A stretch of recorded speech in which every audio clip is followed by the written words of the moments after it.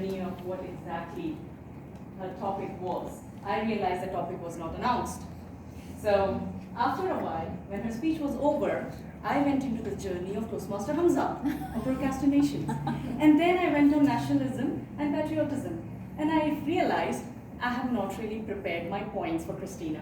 And that's because, thank you, I'm also an ADHD. So this is a sign that if I have a bigger job to be done, and then I end up doing smaller tasks and focusing at other places, because your speech was something where I have so many things going on, and it was very difficult to comprise it into 3 good points only or 2 recommendations, because you had an amazing level and it really did not look like a project 2 of level 1. So congratulations on that. Still, I have to stick to the numbers. So I can't go on giving you 10 great things that you have done in your speech.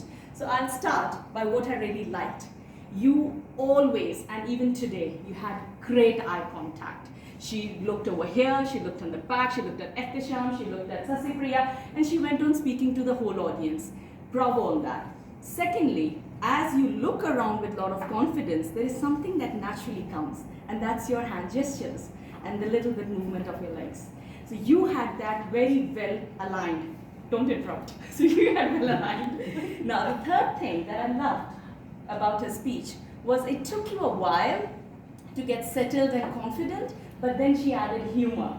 So she brought in some instances, some episodes in which she had us laugh along with us.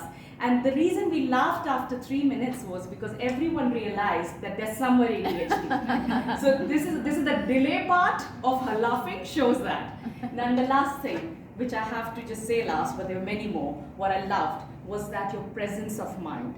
So when you're sitting here when you're standing here and doing a project of yours, and you connect it to the first speaker and bring in something, that's an amazing point of a speaker, and you're on your journey on being a good one.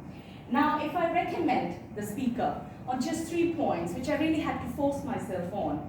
First one was, I don't think the presentation was required.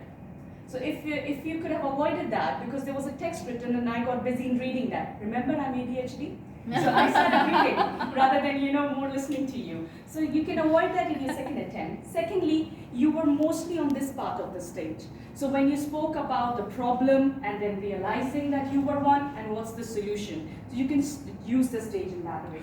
The last is that when you spoke about shoplifting and all, you added humor. What if you asked a question to the audience? Have you ever shoplifted? Have your kids ever shoplifted if you're too shy to admit? Have your siblings ever shoplifted? Then why did you do that? Have you ever questioned? When you questioned, did you feel the answer was such?